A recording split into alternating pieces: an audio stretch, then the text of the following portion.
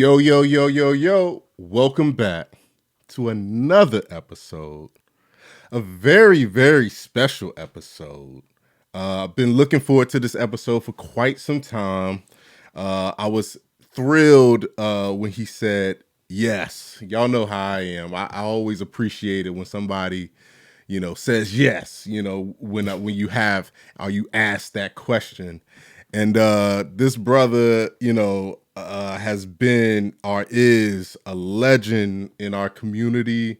Not just the Richmond community, but the community at large. At large. When I say, to me, when it came to the lo-fi music, using the SP404, I always thought about him. You know what I'm saying? I always thought about this man. I remember the very first time I met him, I felt like I was looking at a wizard. You know what I'm saying? I couldn't even quite grasp what I was viewing at that particular moment. All that I knew was that I had never seen anything like it before. And he has continued to shape the landscape of music. He has continued to shape the landscape of Richmond hip hop. And without any further ado, I mean, y'all see this brother right here. I mean, y'all see him on camera. Let me please introduce to you all the homie, my brother, Ohbliv. Yo. Peace. Yo, what up, man? Yo, what up? Thank you for having me. Absolutely. First of all, man. Absolutely, I'm bro. finally here, man. Checking it out, and I'm loving the vibe, man. The energy is great, man. Hey, man. Thank you, bro. Like, that was a lot you put on that intro, but hey, man, what? No, hey, I appreciate it. I appreciate it, though, man. It's all love, bro. I'm just telling the truth, y'all. I'm just telling the truth. Humility is. Yeah, and look, I learned humility. And we've talked. Look, I've had conversations like in previous interviews, specifically the one with Ant, to where we all talked about how humble you are. And to a fault. Yeah, some say to a fault. To a fault. And again, what the Producers Lounge is all about is really shedding the light on producers.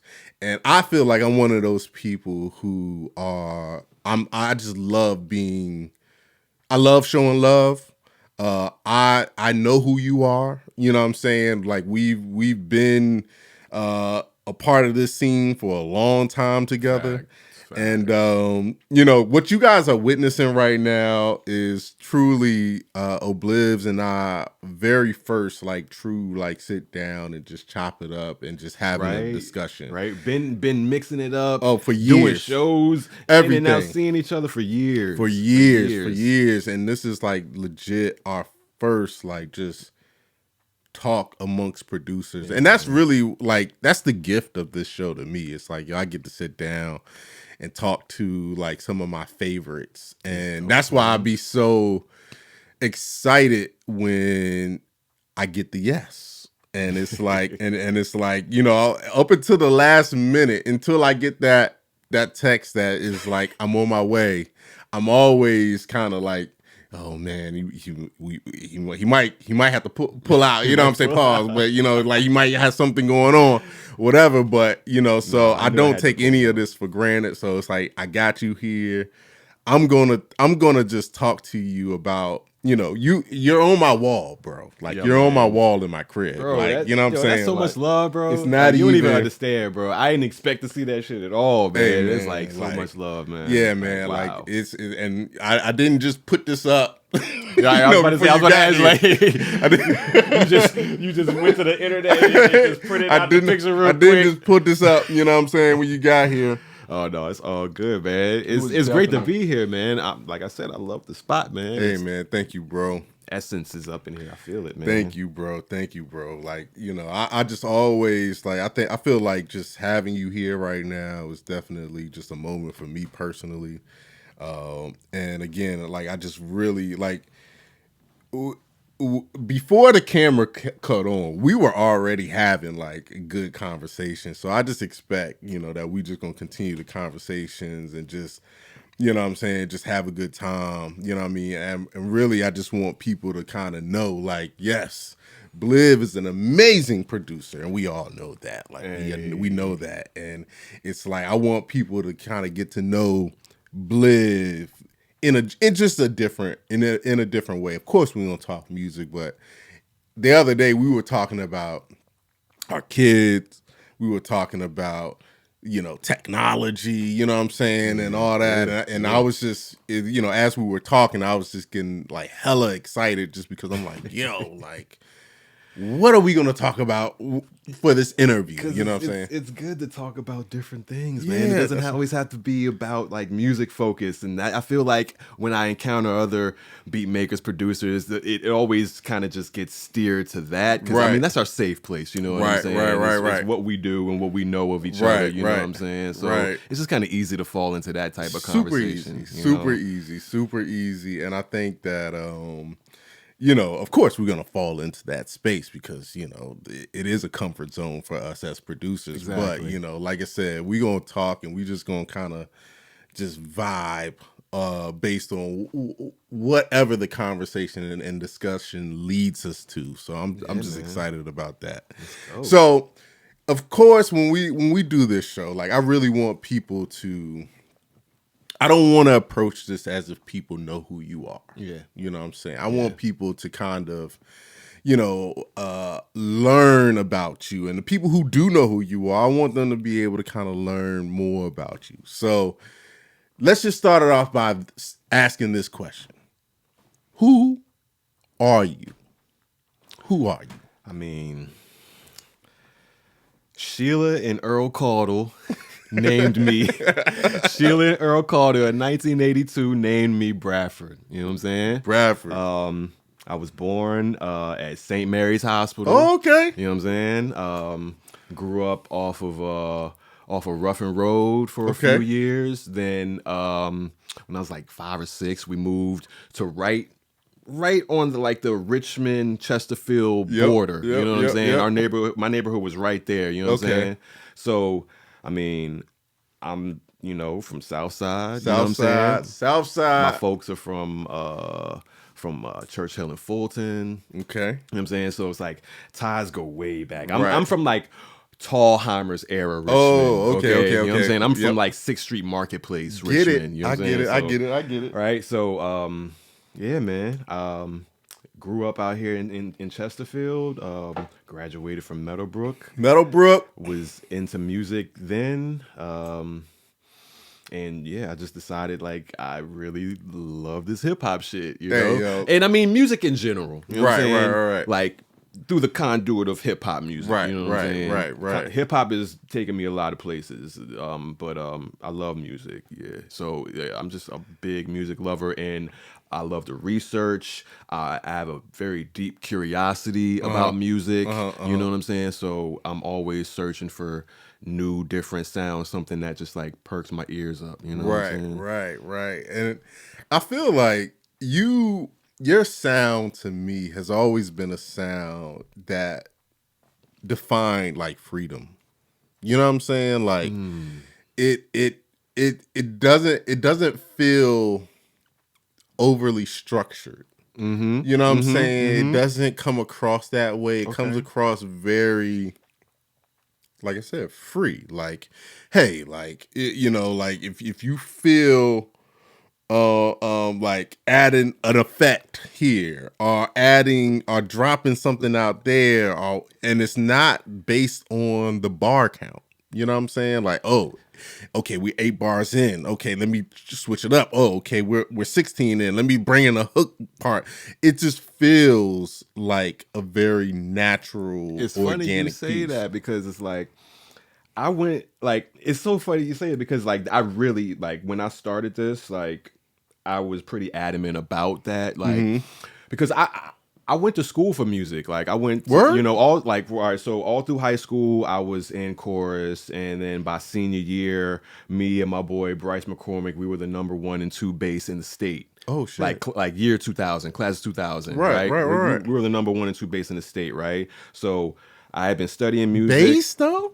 Bass, baritone. Yeah. Word? Yeah. Singing bass, baritone. Yeah. Word? Yeah, all that good stuff, man. Holy shit. Okay. Right. So it's like I spent so many years, and also I went to governor's school for music, and also went to VCU for music, right? Oh shit! So I spent a lot of years learning structure, right? Learning theory to the point to where it's like I was falling asleep in college theory class at 8 a.m. You know what I'm saying? Because I was just like over it at that point, right? But once I decided I was going to make beats, you know what I'm saying, or really get serious with it, I kind of wanted to be like, fuck structure, you know, because also like I kind of came from like growing up in, you know, Richmond, Chesterfield area. I, you know, rubbed shoulders, encountered a lot of different people. Right. You know what I'm saying? I'm talking about Meadowbrook at one point was like the most diverse high school in like the county.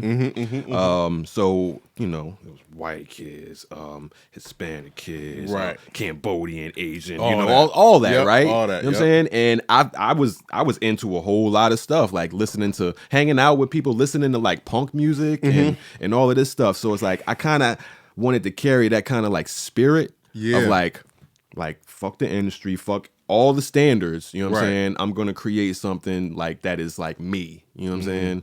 And I hope at that time, I hope that it would like translate through the music, you know what I'm saying? And I guess it has, you know what I'm saying? Because just based off of what you said, you know, but I definitely wanted to give people a sense of freedom. Like it doesn't really matter as long as like you feel it and once you catch it, you understand where it's going. Yeah. It's like, you just got to catch it. You know what I'm saying? And that's so crazy because, so I had this conversation, you might've seen this.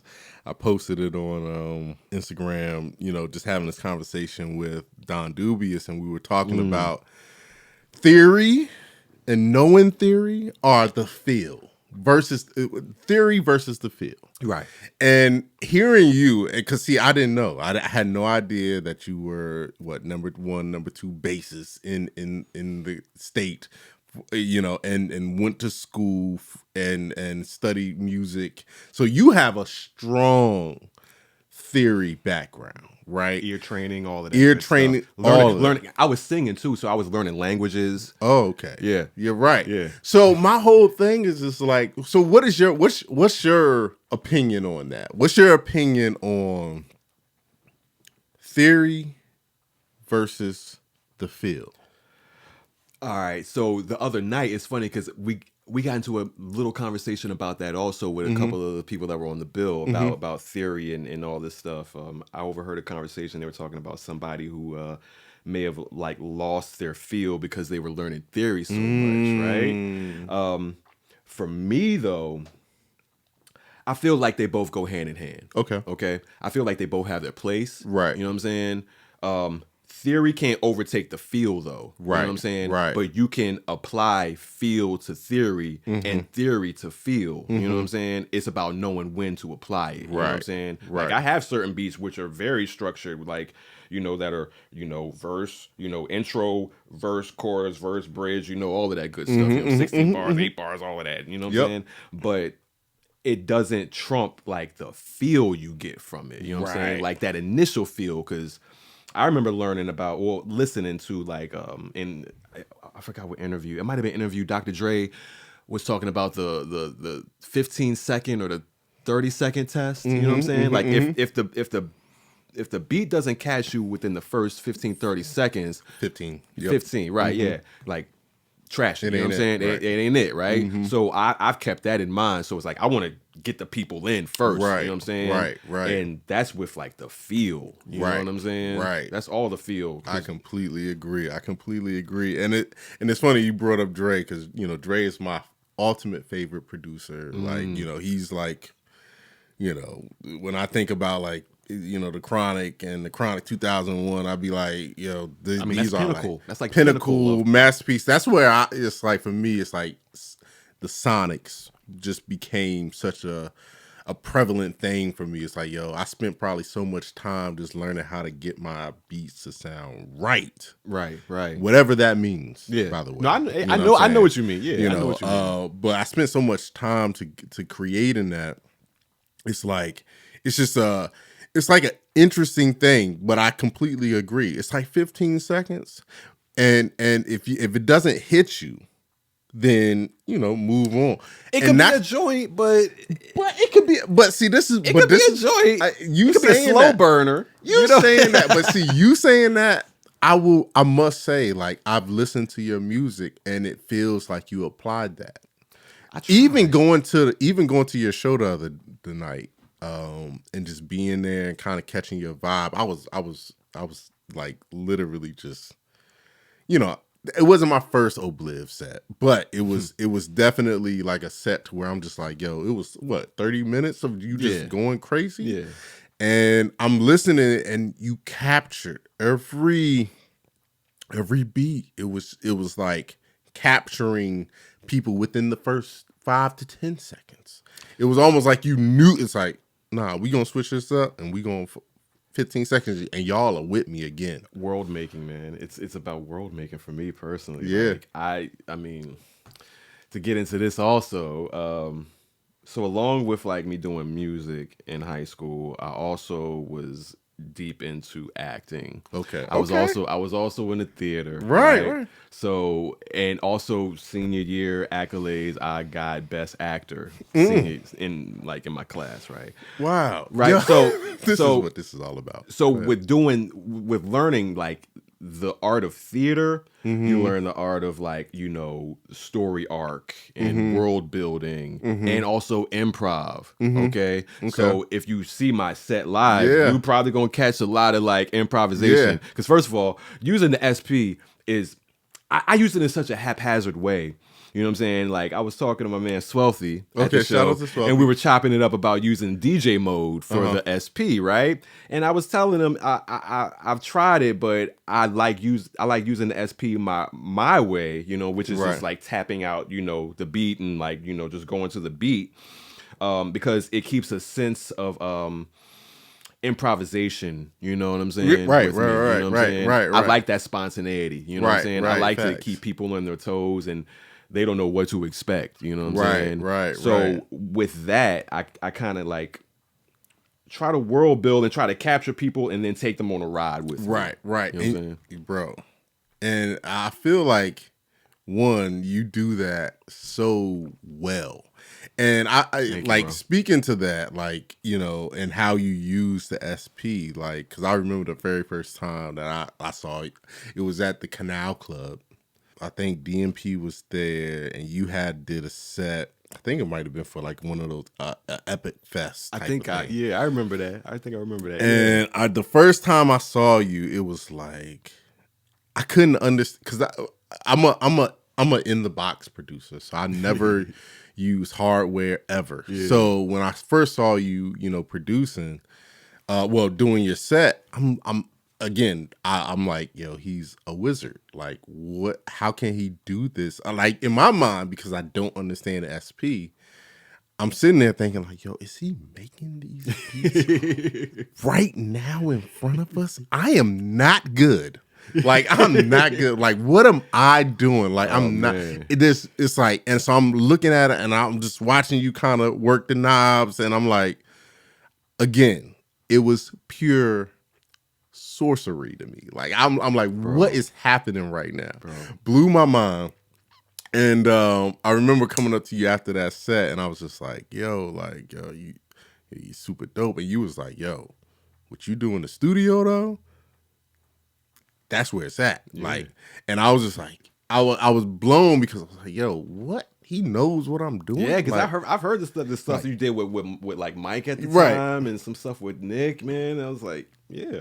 And I was sitting there like blown, bro. Like blown. That was one of those nights that, like, you know, clearly you never forget, because I'm bringing it up probably 12 years later or whatever, 10, 12, however many years later. But either way, I'm like blown away, because I'm like, yo, this person is from Richmond. And the first person who I felt that way about, who kind of set a bar for me, so to speak, was Clef. Clef Dollars. Yes. He's another name that I got up there. Rest in peace to Clef. Rest in power. For sure. Rest in power to Clef. And he set such a bar for me, like such a crazy bar. And, you know, of course, it's crazy because when maybe like a few weeks before he passed, I was supposed to link up with him. And that was going to be like our first time kind of like really linking up, having a conversation, kind of like how we are. And of course, it unfortunately that meeting didn't happen, but it was one of those things to where I'm like, yo, I get to meet somebody, a bar setter for me. You know what I'm saying? Like, and we all, like, he would see me out and it would always be like, yo, my brother in beats. I only say that to people who, like, set the bar for me, like my brother in beats. And every time, but we never had a conversation. And when I met you for the first time, because I was living in Hampton, I was in 757 for quite some time. Yeah, I remember. You know what I'm saying? Yeah. So I really wasn't tapped into like the Richmond scene. And that's why when I saw you for the first time, it blew my mind, because it was like I was coming back and it was like, is happening right now? And it was like you were like, Clef was like the initial bar setter for me, to where I'm like, yo, if I'm making beats, I have to be at least this good. Same here, yo, for real. And his legacy was crazy. Yeah. So and then when I met you, you were another bar setter, but you opened up a different mindset for me. Like, I never thought about performance. You know what I'm saying? It had always been, studio. Right. You know what I'm saying? Yeah. And that's what you said. Like, yo, what you doing in the studio? Yeah. It was like, yo, but that was my focus at the time. But I had never seen anything. See, it's crazy though, because like, before I started doing sets, my focus was the studio. Like, cause all right, so let's take it back again. So I initially got involved in like the Richmond scene rapping. Like, I used to rap. All right. So I was in a group called Score One for the Little Guy with my man Corey. That's a name right there. Yeah, Corey McLemore. Or back then he was Corey Smith. Okay. And we were doing our thing, rapping wise, like hip hop wise. We booked a couple shows. We had Alley Cats, we did Camel Club, and I was producing and all of this stuff, but everything was strictly studio. This was like before like the beat scene, right, pretty much existed. Right.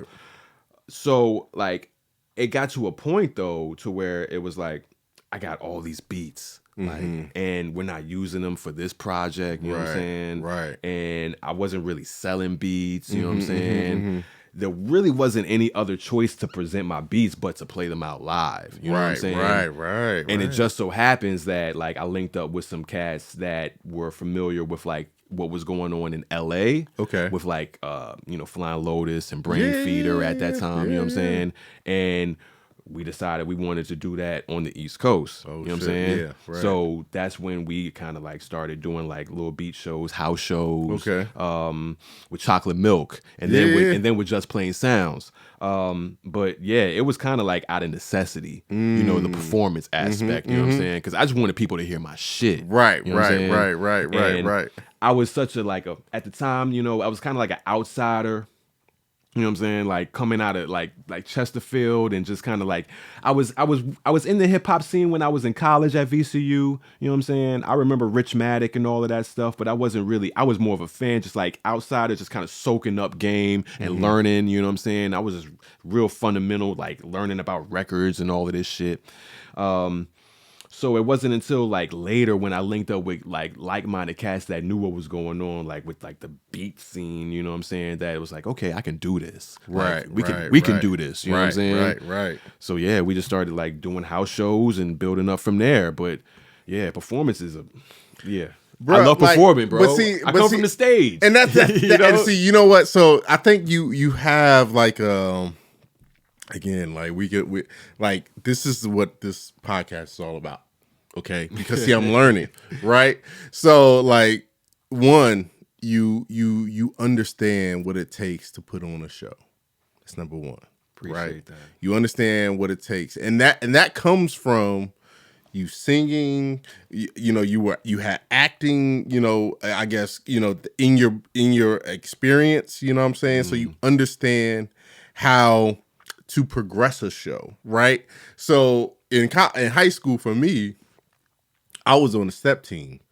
So I was on the step team, but understanding how to put on a show was important, right? You know what I'm saying? Right. So you have to have that intro. Right. You have to have like that transition into like the meat of the show. Yeah. And then you have to kind of be able to create some drama there, right? Right. And then from there you have to be able to, it's like a flight, right? You have to be able to take them up. Yeah. You have to be able to create like some type of plateau to where the storyline is, and then you got to bring them back down. Yep. And I feel like understanding, right, the process or how a show should be put together is clutch. Yeah. It's so absolutely clutch. And it's like, it's not something that a lot of people have experience in, but it sounds like to me, your background alone has provided you the ability to understand how to put a show together.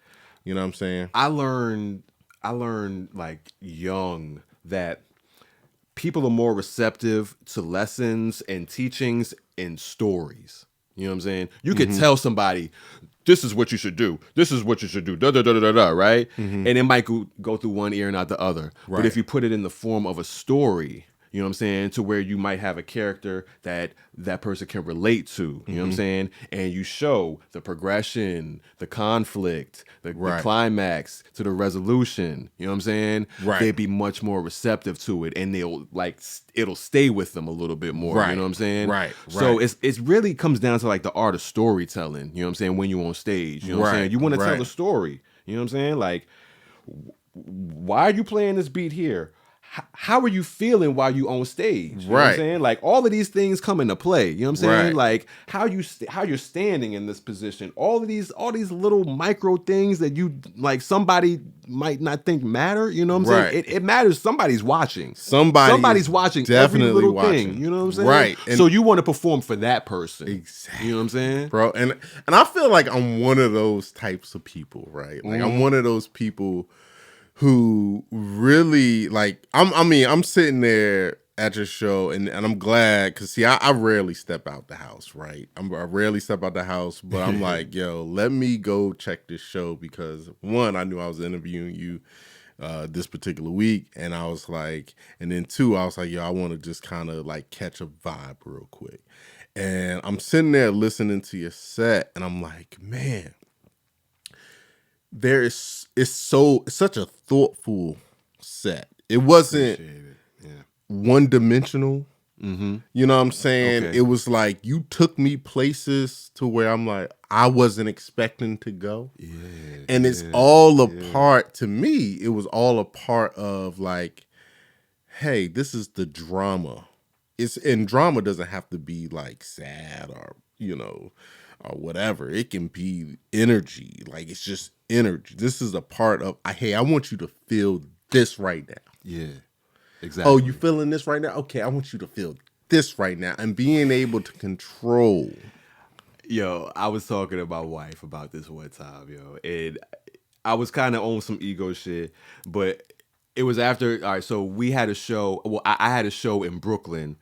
And, you know, I brought the fam up, you know what I'm saying? So, like, my wife was there, my son, and after the show, we were talking, and she was like, yo, it's so crazy. It's so crazy how, like, you literally had them, like, in the palm of your hand. Bro. And I was kind of in my ego at the time, so I was like, yo, like, when you know what you're doing on stage and you can do things that can control people's emotions, that might be the closest thing to like God.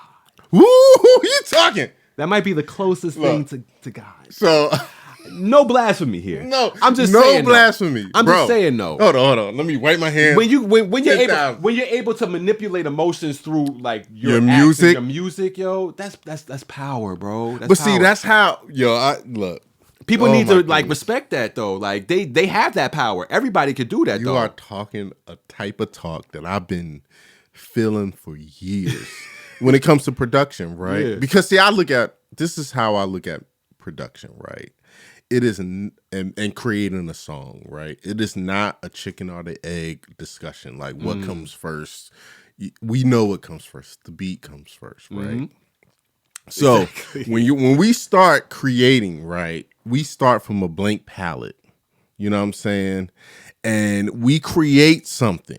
We create something as producers. We create something that sparks something in an artist, right? Not like, but when you create it, you don't know what this song, what this is going to do. It's like your kid. Yep. You don't know what this kid is about to go out and do into this particular world. You have no clue. You have the best intentions. Best intentions, though, right? When I sat down and made you, I had the best intentions for you. Yes. And then you every now and then you get that one kid that goes and inspires another artist to say something that they never thought that they would have the ability to say. Yeah. That's power, right? Yeah. That's power. Like you invoke emotion in this particular person, this artist, to say something that they never thought that they would have the opportunity to say until they came across this particular beat, right? Bro. At that particular point, they say whatever they feel they need to say. Yeah.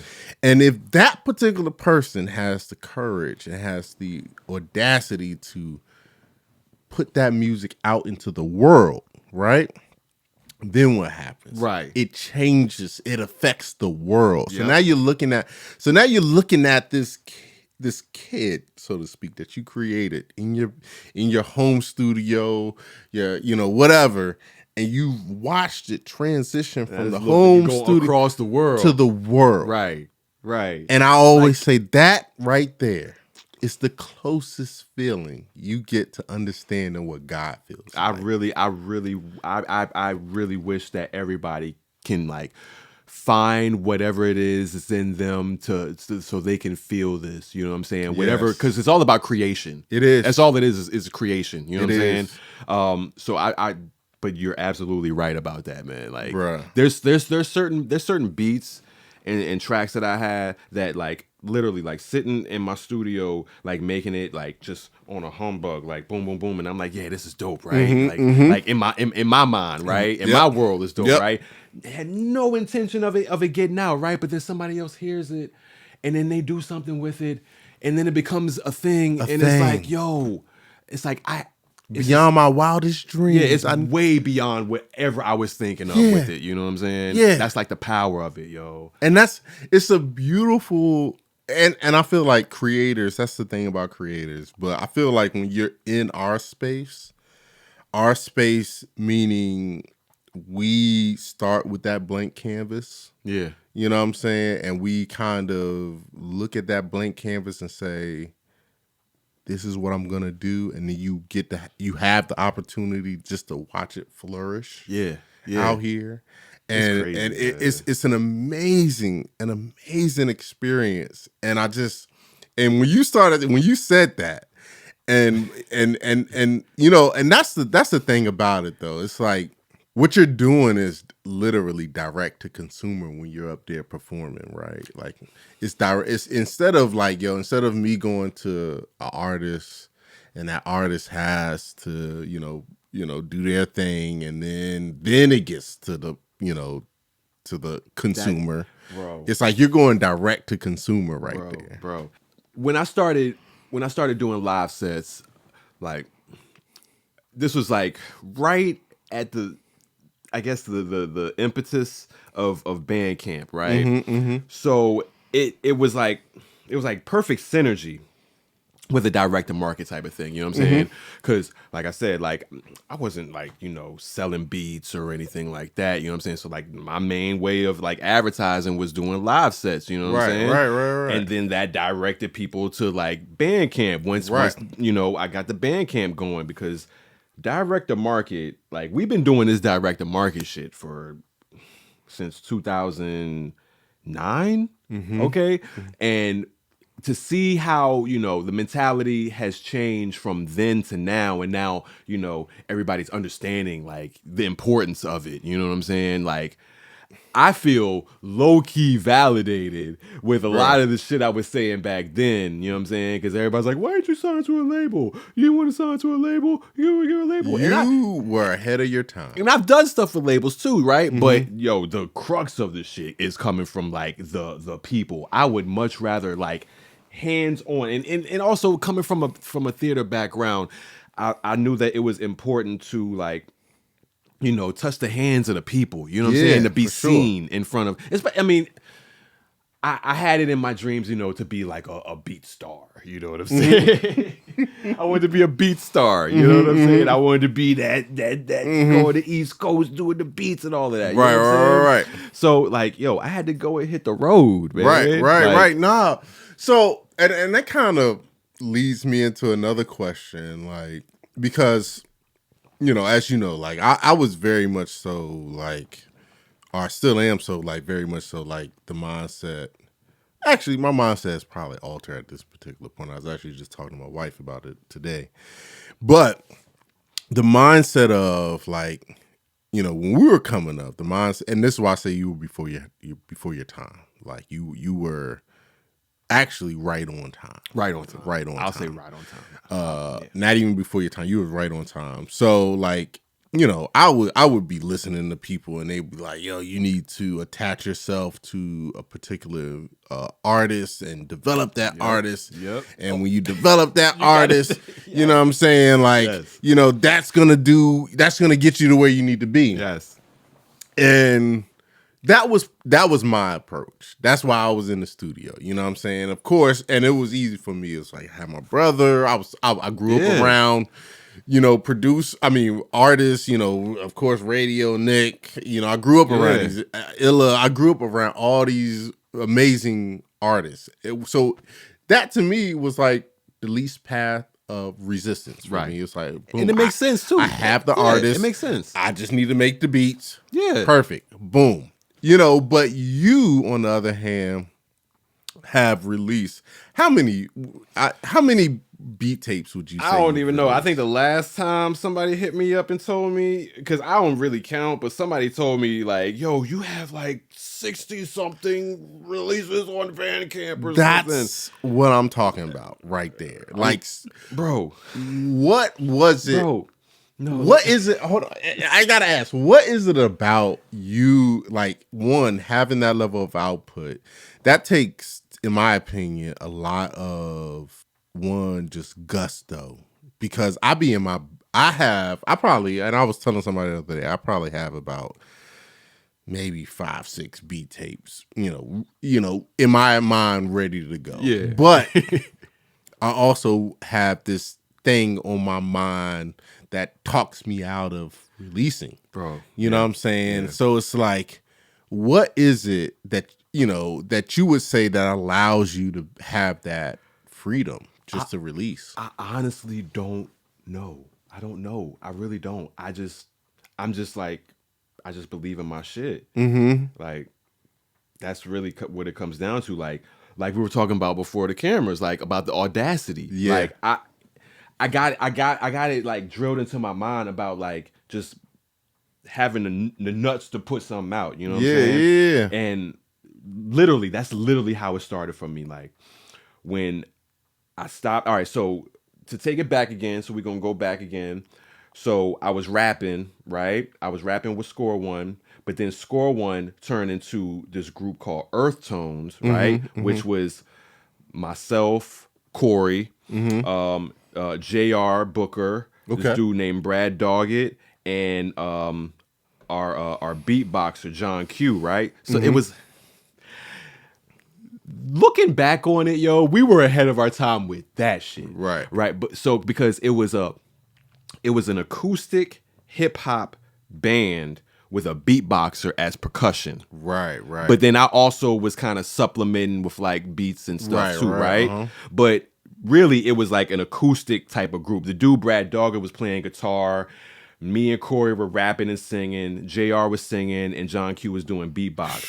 And that took us places. Right. That took us all the way to doing VCU Homecoming. We opened for NERD. Oh, shit. Like 2005 or 6 or something like that. Wow. Right? But at the time, I was always making beats, right? Mm-hmm. Making beats, just like making beats every day. Like, and I was so hungry. I was going to like Plan 9. I was hitting every store in the area, everything. Just trying to get as much stuff to like chop and like learn it. Like I was focused on like, I just want to be like the best I can be, right? Right.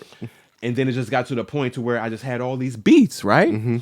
So this was also during MySpace. So it literally was I don't know where I heard about this Audacity thing, but literally it just got put into my head like, yo, the people that make it are the ones that have the audacity to do something. You know what I'm saying? So I was like, yo, just put it out. Shit. What's the worst that could happen? Shit. Nobody listen?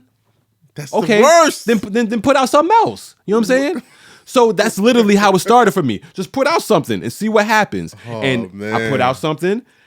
I got people listening. It caused some traction. Mm-hmm. And then I put out something else. More people listen. I was like, okay, so I think I got something here. Right, you know what I'm saying? Right. So let me just keep putting shit out. Keep doing it. And then I came across like people like Knowledge and Mind Design and Clip Mode and all of those guys around that time. And they were a big like motivation, you know, because they were kind of on the same time I was. Like we were really trying to like push it. Like our whole thing at that time, like 2009, 10, 11, was really trying to push the sound forward. You know what I'm saying? Right. Between like me and Knowledge personally, like we were trying to make the dirtiest, grimiest, like foulest shit ever, but it still bump and still have that essence to it. Right. So it kind of became like between all of us, you know, like between Chocolate Milk and Clip Mode, it kind of became like this back and forth competition. Right. Like, you know, friendly competition. Yeah. Steel sharpen steel, you know, iron sharpen iron. For sure. So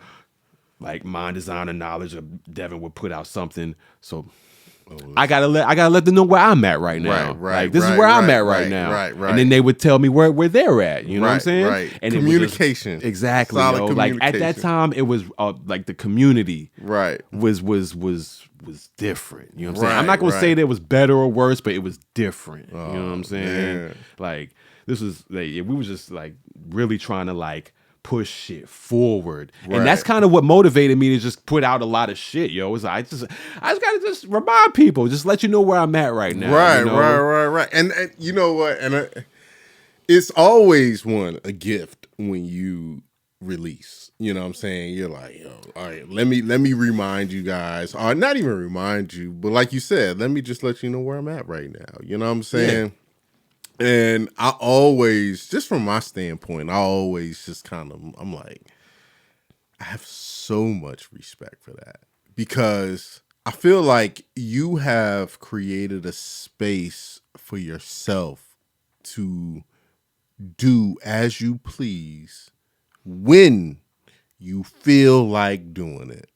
And I wish, you know, and this is me just kind of like having the hindsight 2020 of like where I'm at. I wish I would have exercised that.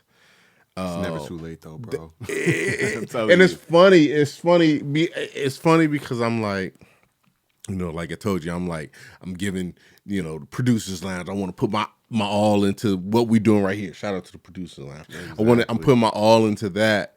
But it's like at the same time, I know I have stuff, you know, on the hard drive over there that I'm like, yo, it's about whatever you apply it to, yo. Right. It's like having whatever is driving you. You know what I'm saying? Like apply that type of like excitement to it. So if it's Producers Lounge, if it's your beats, if it's whatever, yo, just apply that excitement to it. That's why I say it's never too late. And when I say that, I mean that for everybody and for anything. You know what I'm saying? Right. Because one thing that I want to be, and one thing that I thought about a long time ago about like where I stand in this shit. You know what I'm saying? It's like if anything, you might not fuck with my beats, you know what I'm saying? And that's fine, you know what I'm saying? Shit. But if anything, yo, I want to be like a source of inspiration, just to like, yo, you can do it too, you know what I'm saying?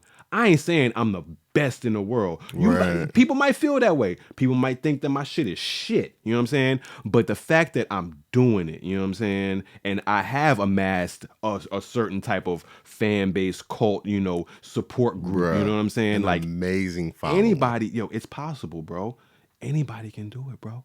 Anybody, yo. That's all I'm saying. And I just want to be the proof of that, you know. And you are. Thank and you, I feel like you have provided so much value to the community because, and I feel like, and I hope that this particular podcast allows people to kind of, one, puts a battery in somebody's back. You know what I'm saying? To know, like, yo, just do it. And I put out a tweet the other day, like, yo, whatever that thing is that you said that you was going to do, but you haven't started doing it, do it. You know what I'm saying? And and my homegirl, Torrance, shout out to Torrance, she hit me up. She was like, yo, you talking about me? I was like, no, really, that's me. I'm talking about myself. Like, I'm talking about myself because it's like, we really need that battery put into our back. Otherwise, you're gonna, I call it in the software community, because I manage software developers now, but I was a software developer for about 10 years.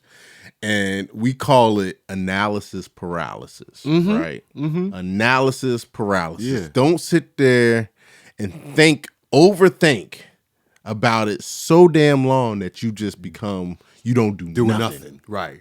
You know what I'm saying? Right. So that mindset for me, even with this podcast, it's like, yo, shit, like, I mean, of course I have all the recording equipment because I was an engineer for years. So it's like, okay, well, boom, you don't got the camera though, but it's like, I could have allowed that to be a barrier. Right. You know what I'm saying? Yeah. But it's like, shit, you got your iPhone. Like, use your iPhone. That's the best thing about the time that we're in right now. You know what I'm saying? Right. It's like it really, like, it comes down to, like, yo, do you want it? Right. You know what I'm saying? How bad do you want it? You know How what I mean? bad do you want it? Because if you want it, you're going to make it. You're going to make it happen. Yeah, you're going to make some shit shake. You know what I'm saying? That's a fact. And that's a fact. That's really what it comes down to, man. And that's all I want for everybody. I want everybody to fucking pursue what they want to pursue, yo. And if I could be an example through just through my existence, yo, that... Bruh, my job and that's is done. what I say. I feel like you are effectively that example, right?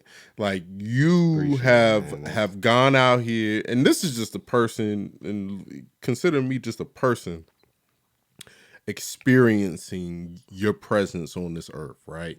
You have gone out there and created a whole, like, look. And I know I'm wrong for saying this because I know, of course, we have Jay Dilla, rest in power, Jay Dilla. Absolutely. I know we have Madlib out there. I know we have all of these producers out there who carry this particular sound, right? But for a long period of time, I mean, even to this day, I attribute you to this lo-fi 404 movement out here, bro. To me, I've always have a like I'll be like, and look, no disrespect to anybody who uses a 404 who's in the lo-fi community, but I've always no disrespect. I've always said to me, I'm like, yo, these are Obliv's kids. I've always said that. I've always, and I've said it, and not even in a way of disrespect. I've always said it with pride, because one, you from Richmond, and I know you like within arm's reach, but I also know that you have and always have been a consistent pillar, right? I try, bro. Bruh. I try, man. Bruh. I try. You have tried and executed with perfection. And again, with this conversation that we're having, it kind of sheds more light on how you did it. Because I feel like a lot of the times people, especially producers, we end up falling into the background. Yeah. Right. Yeah. We end up, because that's where we belong. Where we're relegated to. That's where yeah. But how you have approached music and how you have created your sound and how you have done what you've done, you have said, hey, no. I am a feature. I am an artist. I am the foreground. Bro, I'm not the background. I'm the foreground. That's all I try to do, man. It's like when I do what I do, you know what I'm saying? Mm-hmm. I want people to know that, like, yo, as producers, you know what I'm saying, beat makers, you know what I'm saying, all of us, yo, we have the potential to be the feature. It's our art, you know what I'm saying? We are the backbone. We're the heartbeat of this shit, you know what I'm saying? Yes. So it's like, you can't let these rappers trick you out of your position. You know what I'm saying? And that's coming from and I maybe it's coming from like a point from me because I used to rap. You know what I'm saying? So it's like when I came into this with the mentality of a rapper. Right. I came into this with the mentality of like, you can't fuck with me. Yes. You know what I'm saying? Like, right. I don't care what you think about it. This is the illest shit on earth. Period. You know what I'm saying? Right here. So I move like that, you know what I'm saying? And you know, like, I guess people feel it because it is the illest shit on earth. That's what I feel like, and maybe and you know, I think, you know, and I had a conversation the other day. I just feel like producers who can rap have a unique stance, right? You know what I'm saying? Also a unique perspective, you know what I'm saying? Because it's like I knew you rap, but you know, it's like at the same time, it was like I've never like considered that as being like the forefront when I think of Ohbliv. Yeah, it's just right. It's not. But it's a part of your DNA though. True. You know what I'm saying? True. It's a part of your DNA, and that DNA carries through to your production side. Yeah. You know what I'm saying? You know that ego, that rapper ego. That's what I'm saying. I got that, yo. And it's such a thing, and I've encountered the rapper ego just through working with rappers, you know what I'm saying? And understanding how delicate. One is a delicate Absolutely. Extremely delicate. Sometimes you got to walk on eggshells. You got to walk on eggshells around that. But it's like if it's nurtured in the right way, and you know, and cared for, it becomes a very powerful thing. And I feel like for you to be a rapper and then say, "Hey, yo, like I really enjoy making beats," but to have and carry that ego that you probably nurtured. You know what I'm saying? It's crazy though how that even happened because like I was fully in my rapper mode, you know what I'm saying? Like we were, like I told you, we were open for NERD. We did Howard Homecoming. We did Howard Homecoming, yo. Oh my God. Like I'm talking about I got pictures with Mano. I got pictures. This was like the era of like Ace, whole thing. Yeah, this like Ace Hood. Like we was doing it. Like, and I was like kind of getting some name as a rapper in like the alt scene, you know what I'm saying? Because we were doing some alt shit, right? Right. But what happened was it was like a multitude of things that kind of happened that kind of just steered me to like strictly beats, you know what I'm saying? Yeah. And it was literally like within a week, my son was born and my mother died. Yeah. So my son was born on a Monday, okay? My mother died on a Friday. She had been sick, you know what I'm saying? Right, she had heart disease and she had cancer, right? Okay. Right. But we had her at hospice at my parents' house, at their house, right? And I remember going to visit my mom the day my son was born, and I told her that, yo, he's here. He's here. You know what I'm saying? He's here. He's gonna be home soon, right? And the fact that I know that she fought and she stayed strong till that boy came home, because that Friday, my wife got discharged. We went straight to my parents' house, showed my mom, and I mean, she was like damn near comatose. You know what I'm saying? But you know, we brought the baby in, showed her the baby. Literally that night. Wow. I got the call. You know what I'm saying? Wow. those two things right there is what motivated me. You know what I'm saying? Well, I'm gonna say what made me kind of shut my mouth. You know what I'm saying? Those two situations kind of made me shut my mouth. You know what I'm saying? Because at that point, I wasn't trying to talk to anybody. You know what I'm saying? I was going through a lot. You know what I'm saying? Absolutely. So then that's where I kind of like fell back on the rap tip, and then I just poured all that emotion into beats. All that emotion went into the beats, man. And all of those early beats that you hear on those early band camps and shit are all beats that were made while I was like grieving, like hard body. You know what I'm saying? So if you hear those joints, you know what I'm saying, you might hear some like people.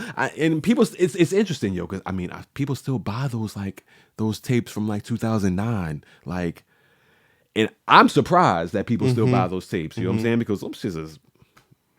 But to know, like, I'm like, you know, I think, but they feel something in them. They feel something in them, and I feel like that's God right there, because I feel like that's one of those things that we uniquely have as producers to be able to do, is be able to communicate through our music.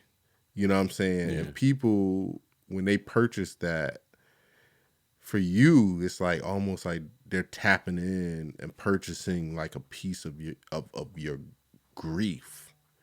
Also a piece of your, you know, elation and feeling the blessings around your child. All of those emotions were going on, right? You know what I'm saying? All so it's that. Like they're purchasing a special piece of you, and it's the art of it all that people, in my opinion, don't really.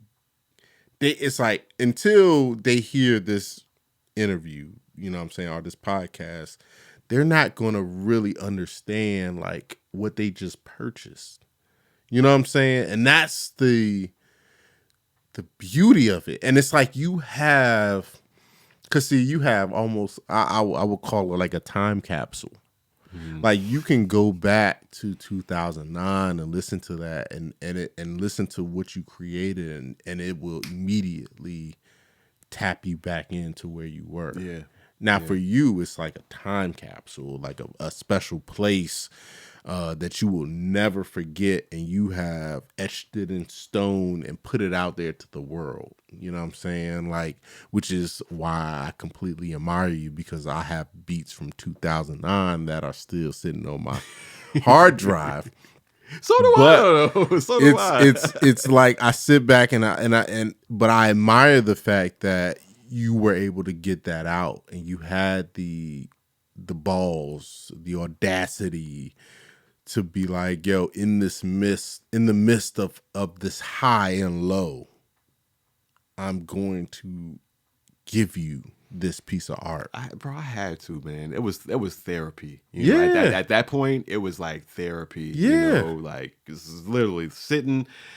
And it was that was just such a tumultuous time, man. I'm just thinking back, like, wow, it's wild how we even made it through it. My wife and myself and my son, like, it's wild because, it was just so much going on. You know, we were staying at my wife's mother's apartment at the time. You know what I'm saying? Before we got our house. You know what I'm saying? So we were just trying to make it shake. You know, whatever we can make shake. You know what I'm saying? So. Yeah, I'm fortunate as hell, and I love every single one of y'all that have purchased like anything, you know, that go back to that time. The OGs, the day oneers, yo, because y'all literally saved my life. Y'all saved my family's life. I just don't even think that people even knew what they were purchasing at that time. And it was heavy, and that's the beauty of it. And that's when we go back to the concept or idea of, you know, having the experience of being the closest thing to God. You know what I'm saying? It's like, not only did God speak through you through that particular moment and give you a vessel or the ability to kind of get that energy out in a way that is positive, in a way that is going to allow you to truly communicate it in its full entirety of like how you feel. But it's also like you being able to be as free as possible to like express that. I didn't give one fuck, yo. At that point, yo, I didn't care at all what anybody thought about anything, yo. So it was true freedom. True freedom. True freedom. True freedom. So if y'all have that, if y'all have, you know, like I don't know if you were doing physicals of that. No, I mean actually, you might, yeah. If Hydro Sub tape, Bandcamp, Monoatomic, like pretty much, like I mean, I'm thinking about grieving stages type shit. Yeah, so it's probably up till about Raw Oasis. Mm-hmm. Okay. So if you check on some shit, you know, up to there, yeah, those are like time period. Those are like. You know, that's the time period. You know, that's the time tears period. And shit, that's making beats. And, real spill. So for real, man, real. Like so. Tell me about your process, man. Like, I mean, because we of course, we know that there's an emotional experience. There is, you know, I guess energy and a vibe around you know, producing, right? Yeah. You know, but how do you go about creating music? Like if you were to take us and you were to like, we were in your studio, in your home studio, and you like, yo, take me from start to finish. How do you go about this? So first I would go to YouTube and I would just start watching some random ass dumb videos. Some some blooper videos or some dumb shit, right? Because I love to laugh, you know what I'm saying? So I'll just watch some shit, and while I'm doing that, I'm going through records, you know what I'm saying? And I'm just playing records, and I'm just listening to records, and I'm like watching videos, you know what I'm saying? And then I might just like come up on a sample, like I just hear something. And I just record it. Yeah. Because like the SP, like, all right, so like I have the MPC 3000. You know what I'm saying?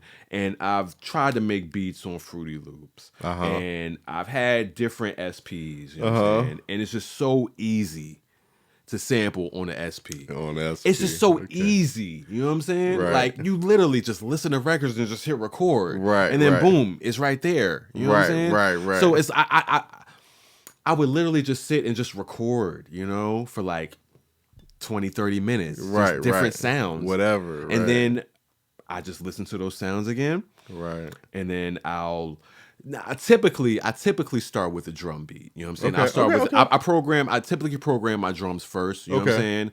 And then it's just easier to plug in, you know, like plug the sample in, BPM match, you know what I'm saying?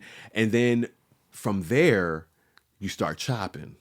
Once you get the BPM and your sample, then you start chopping. Then you're like, what are the possibilities of this sample? Right. You know what I'm saying? Right. Then I just start chopping. And I'm talking about random. Right. I don't chop on the 4, I don't chop on the snare, I don't chop on the 8, I don't do none of that shit, right? I literally chop where I feel it, you know what I'm saying? I'm a melody-driven producer. Okay, yeah. You know what I'm saying? So I try to stick to a melody, you know what I'm saying? But I'm chopping wherever, you know what I'm saying? And then I'll create a melody or recreate the melody, you know what I'm saying? And then I play around with the drums, and then, you know, maybe like 20, 30 minutes later, I've got like the meat of it. Yeah. And then I'll maybe listen to something else or the same record and find like the B line to do like, you know, a B line to it, like hook or bridge type of thing, or chorus type of thing, you know what I'm saying? Right.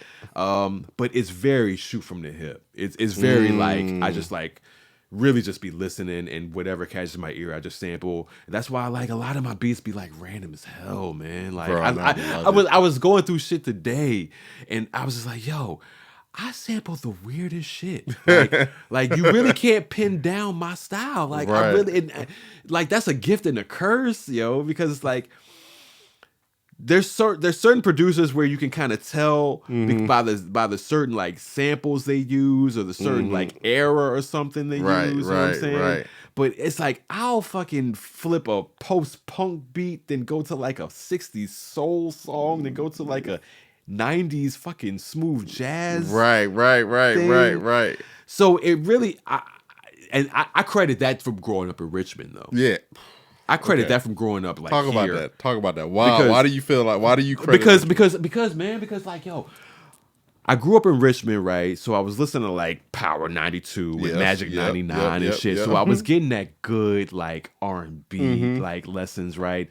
But then like I remember like I went to a daycare like after school situation in elementary school, and the woman that used to like run that shit, she used to listen to Q94 all the fucking time, right? Yeah. So we're listening to like Q94 and shit and all of that like top 40 shit, you know what I'm saying? So I got an ear for that. Then I also got an ear for the R&B. But then my parents also had records. They were listening to like George Benson and Jeff Lorber and shit, you know what I'm saying? And Anita Baker, right? So I've got that type of shit with the top 40 shit and then the Magic 99 shit. And so all of that kind of like informs like my taste. You know what I'm saying? So I listen to like rock, I listen to punk, I listen to fucking soul, I listen to hip hop, and I'll sample anything, bro. Like I don't discriminate when it comes to samples, bro. Like I came from that era, you know what I'm saying? Like where I came from the era where you can flip anything and turn it into hip hop. It don't matter. You know what I'm saying? Yeah. So that's where I'm at with it. You know what I'm saying? Like, yo, listen to some fucking level 42, some Tears for Fears. Flip that shit. Okay. Talk to it. Talk about it. Well, yeah. So man, that's I always just feel like Virginia in general, the location, what we kind of are comprised of, from when you think about we're a military state, we are a college state, we have all the top colleges here. I've always felt like we have brought in a bunch of people to Virginia, and the space that we live in is like a melting pot of just different energies, different vibes.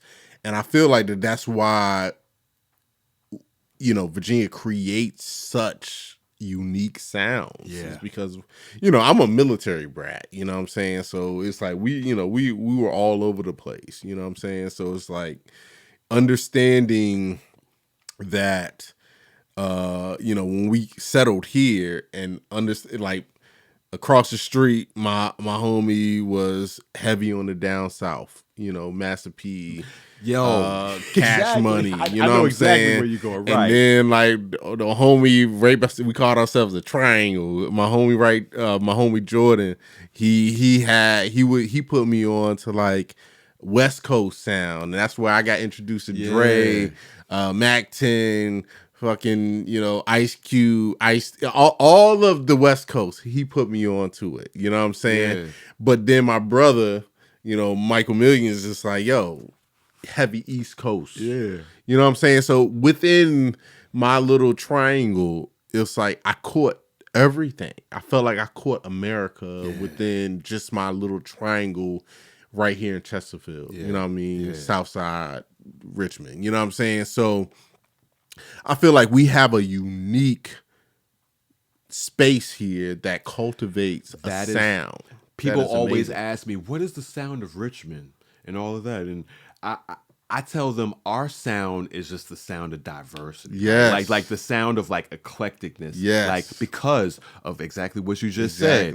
I had a homie from New York who was feeding me all the New York shit. You know what I'm saying? I had another homie who was from fucking Texas who was feeding me all the DJ Screw shit. You know what I'm saying? Right. And then me with my taste and what I was into. You know what I'm saying? So it's like, being from Richmond and Virginia as a whole, you know what I'm saying? It's the mid-Atlantic. You know what I'm saying? So we are getting fed like East Coast, West Coast, South shit. All of that shit is being fed to us at the same time, right? At the same time. So I feel our strength is that eclectic, not pinning it down to one specific thing, yo. The fact that we can be like chameleons with this shit, you know what I'm saying? Yep. We can fucking absorb all this shit and then like spit it back out in our own way, how we hear it in our mind. You know what I'm saying? Right. Like I feel like that's Richmond or Virginia's strength. Oh, for know sure. What I'm saying? Oh, for sure. So it's a blessing then, like that we were able to be as exposed to such a diverse, shit. You know what I'm saying? That's my whole thing, and this is why I always tell people, because see, with the Producers Lounge, and one of the things I love about the Producers Lounge is that, because it was birthed on social media.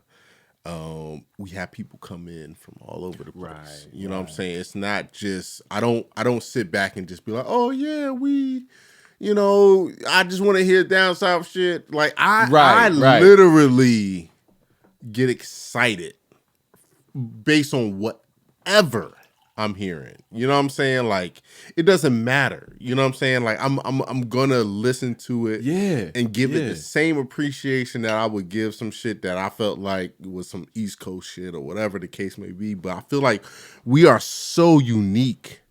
And we're such a space that whatever comes out of here is going to create change in our community. And that's why like Virginia producers are influential, like to the culture, like every single time. Yes. Every single fucking time a Virginia producer like hits the scene, they make a mark. You know what I'm saying? Going back to like Bink, Missy, Knox, Pharrell, D'Angelo, you know what I'm saying? Like, DJ Harrison, you know what I'm saying? Like every time they drop, it's like, I never even thought like music, could go this way. You know what I'm saying? We always introduce some type of new flavor to it. You know what I'm saying? Innovative, some type of innovative shit. Something.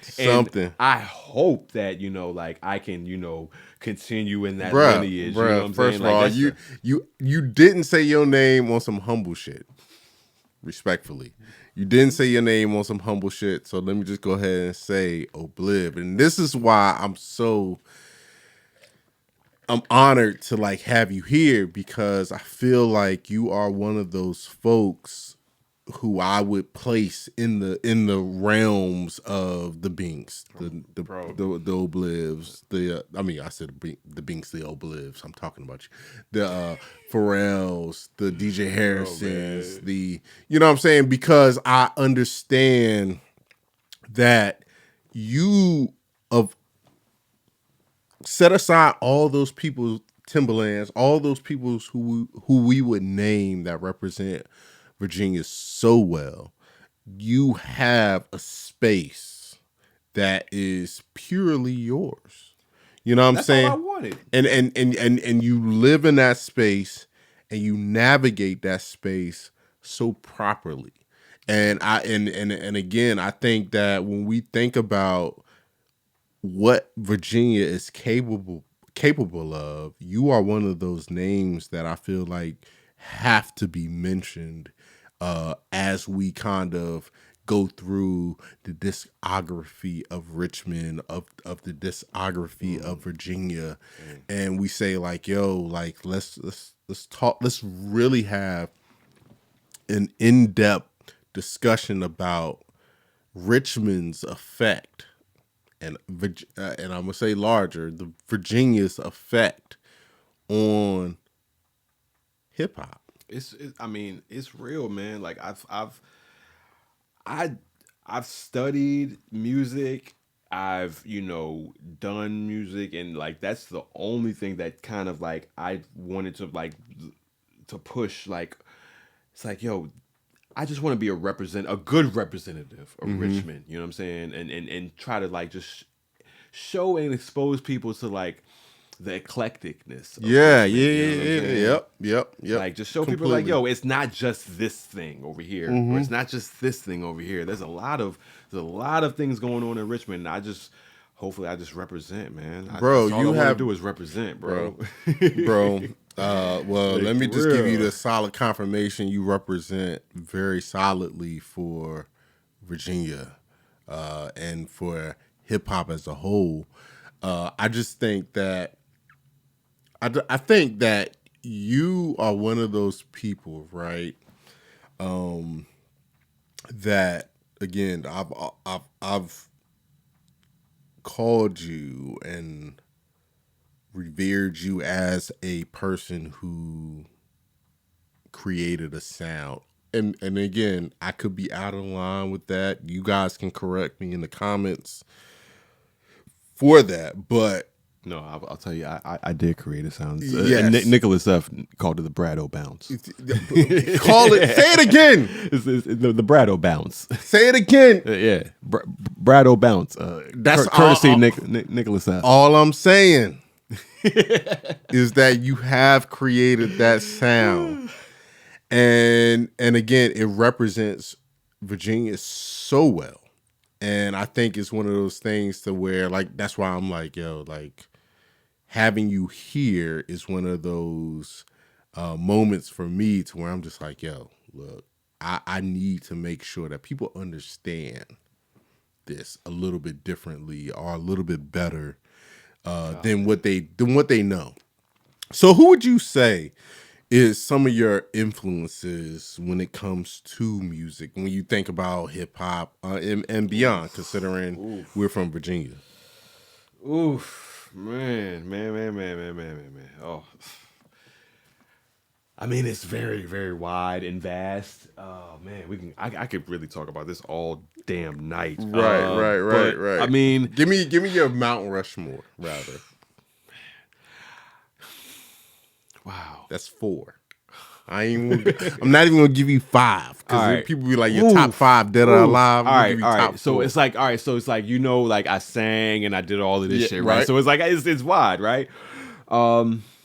Marvin Gaye for his emotional depth and his the way that he's able to tap into emotions musically, right?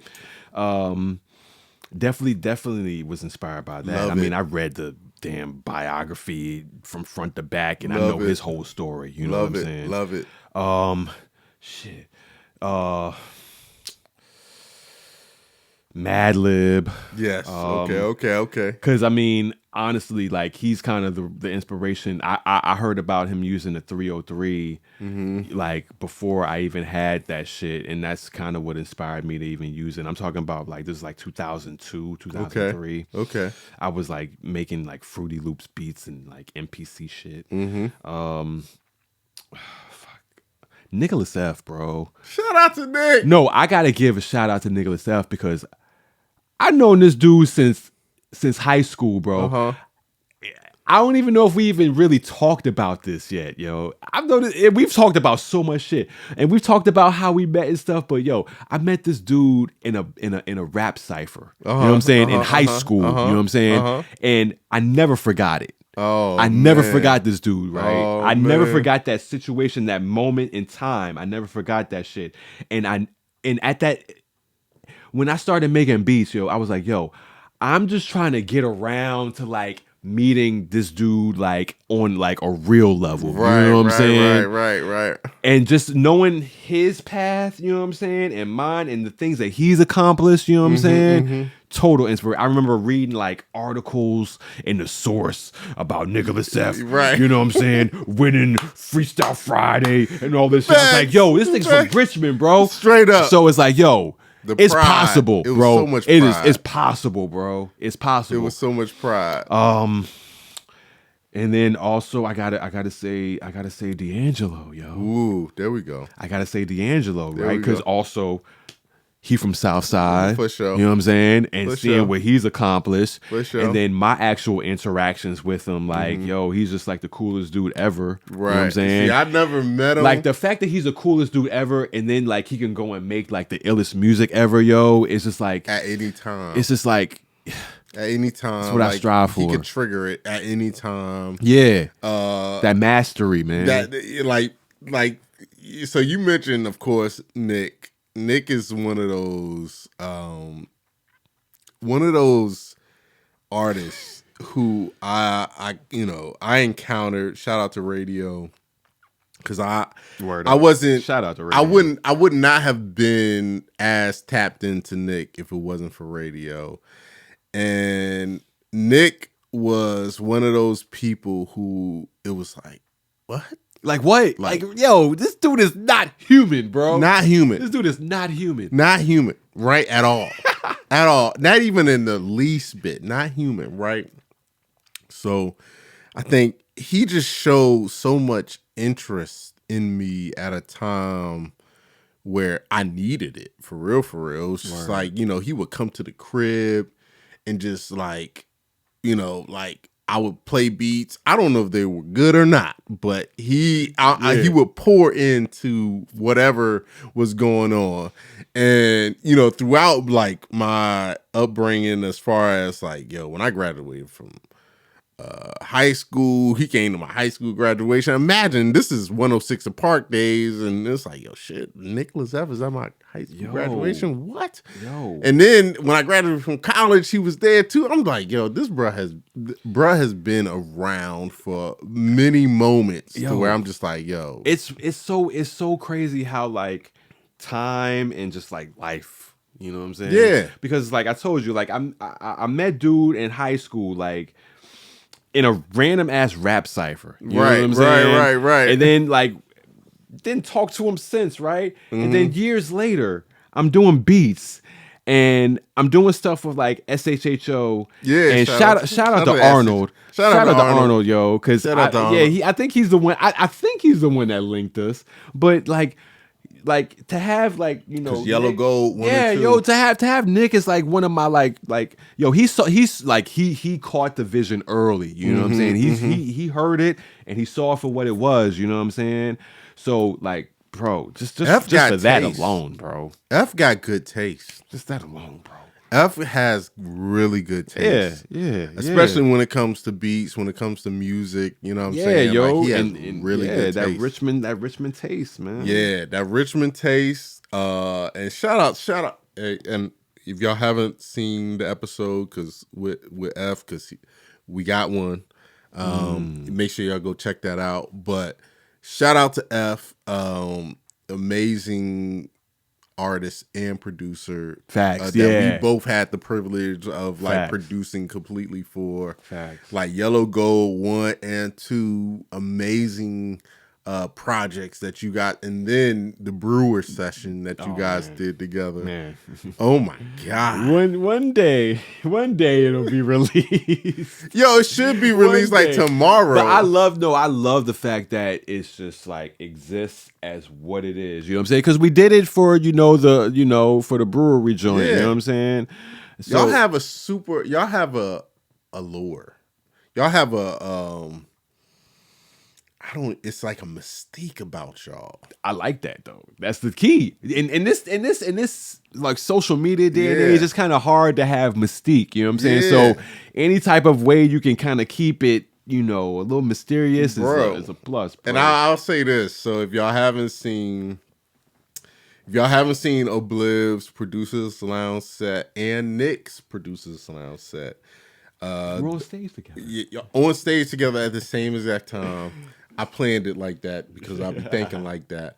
But either way, y'all make sure y'all go check that out. But I'm just saying that to say, like, y'all have created such a thing, right, when it comes to y'all's chemistry together. It's something that I feel like people... Y'all effectively left people wanting more, bro. Right, bro. You know what I'm saying? That was the goal. And y'all gave them 2 albums. Yeah, you know what I'm saying? Right, because the era, right? The Jones came out on like Dat Piff, That's so what them I'm Jones saying. were like It's free different. mixtapes. You know what I'm saying? Different. So yeah, Different time period. Yeah, I think at that time also, it was there was a lot of like the energy was there for it, you know what I'm saying? It was like our first time linking up, you know what I'm saying? So it was like we didn't know what to expect from it at all, you know what I'm saying? From us linking up, you know what I mean? Doing the project and stuff.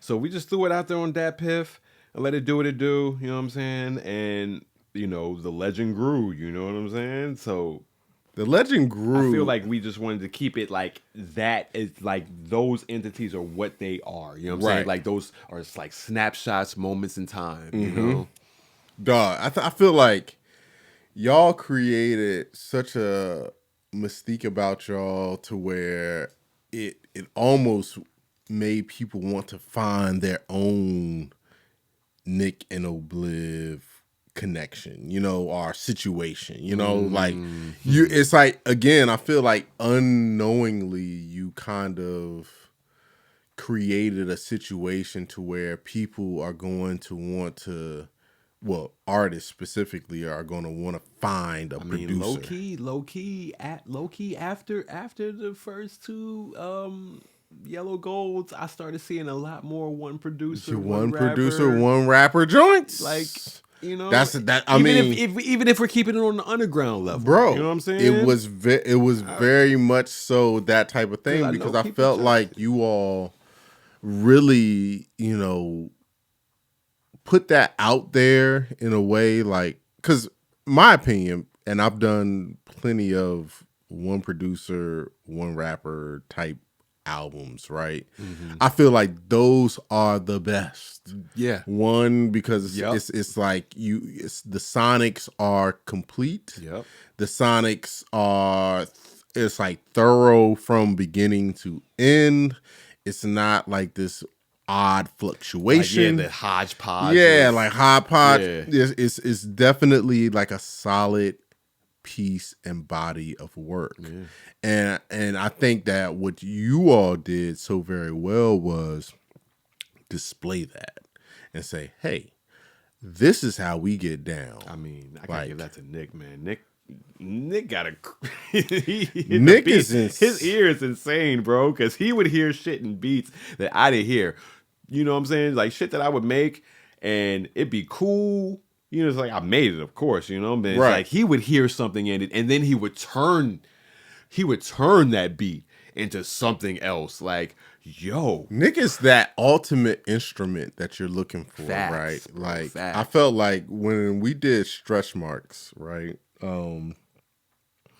It was one of those projects that I felt like, and Stretch Marks is one of Nick's projects that I feel like it's like one of those. It's like, if you know, you know. Yeah. Like you just, it's not one of those. It didn't get underground classic. It's underground, but I felt like when we worked on that, I had one of the best experiences because one, Nick is a producer, right? So we could talk the language. It wasn't like, when you're trying to talk to an artist and they're like, yo, can you turn this thing that goes, it's like, yo, it's like we were literally talking to each other. And it's like, yo, you understand the language that I'm speaking. I understand the language that you're speaking. And we can really navigate through it. And then not only that, Nick is very particular about his sound and his voice. And, so understanding that he's so particular about it, when he hops on a record, you're getting the best instrument. Right. You're best. Right. You're getting the best, right? You know that he's going to put it down and turn that shit into something completely different. Yeah. Completely different. Yeah. And you just feel so comfortable working with him because you know that he gets it. Right. And it's not this tug of war that you have to have to where you like, yo, like, bro, that's the problem with like this internet shit going on right now. Like this passing like files back and forth. Shit. I hate it. It's literally the worst thing for a producer, bro. Like, I hate it, bro. Like, I hate it. And people, I feel like people in this particular, like, because people always hit me up and be like, yo, can you send me a pack? Can you send me a pack? Yo.